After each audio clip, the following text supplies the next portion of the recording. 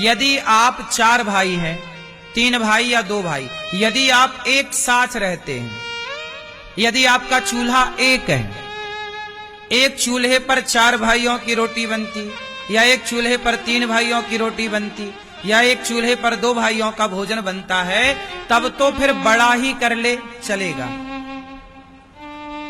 परंतु आप सबके चूल्हे बट गए, बड़ा भाई का अलग कारोबार, अलग चूल्हा है, छोटे भाई का अलग चूल्हा है, तो फिर सारे बच्चे अपने पिता की तिथि पर अपने अपने हिसाब से सारे बच्चे पिता का श्राद्ध करो, पिंडदान करो, तर्पण करो, सब करो।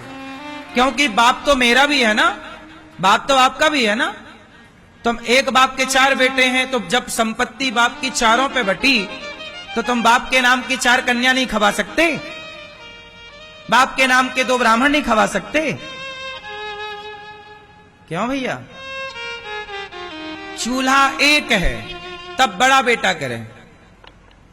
चूल्हा बट गए तो फिर व्यवस्थाएं भी बट गई, फिर छोटा बेटा भी करेगा तर्पण, बड़ा बेटा भी करेगा तर्पण, छोटा भी श्राद्ध करे, बड़ा छोटा भी गया जी जाए, बड़ा, चारों मिलके जाओ, भले चारों मिलके जाओ, चारों करके आओ।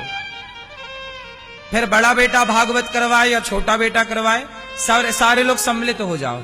या फिर ऐसा करो कि चारों लोग अपना शेयर करो उसमें। जैसे आप एक जगह करना चाहिए, जैसे आपको बाप की तिथि आई और आपने सोचा कि चलो 4 कन्याओं को भोजन कराते हैं, तो 4 कन्याओं को तुम बेटा सारा पैसा इकट्ठा कर लो, 100 रुपए मिला लो, 4 बेटा हो 400 रुपए हो जाएगा, वो 400 रुपया का भोजन करा दो कन्याओं को, तब वो ठीक, चारों का हिस्सा होना चाहिए उसमें।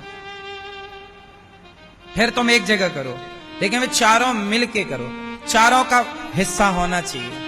फिर बाप यही तो कहेगा, भाई बड़े बेटे का हिस्सा तो आया, छोटे का आया, मझले का क्यों नहीं आया?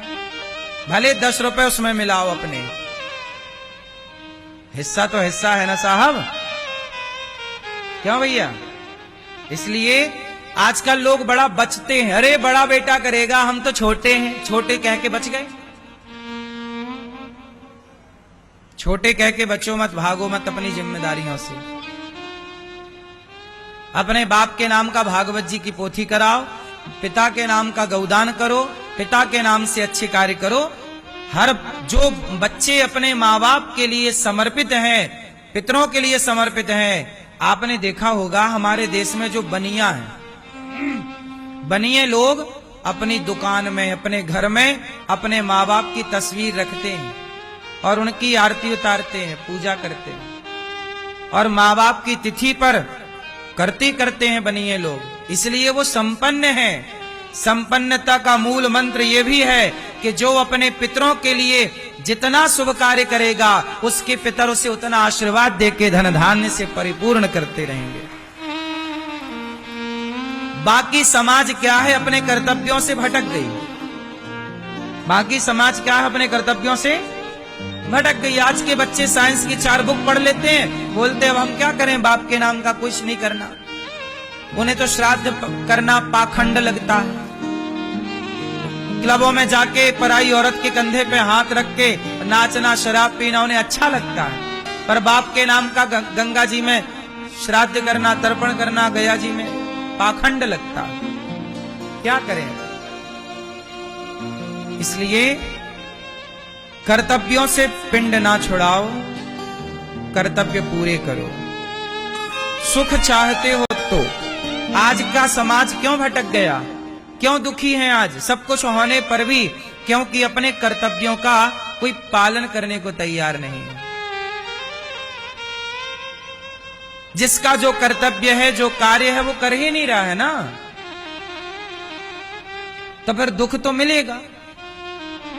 श्राप बद्दुआएं तो पूर्वजों की भी मिलती होंगी, उसी को बोलते हैं पितृदोष।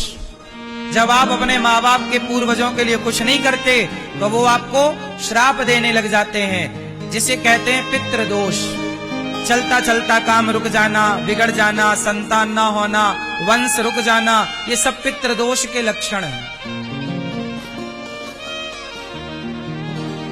इसलिए अपने पितरों को संतुष्ट रखिए, और पितरों को संतुष्ट कैसे रखा जाए? सेवा से। किसकी सेवा? दीन दुखी की सेवा, समाज की सेवा।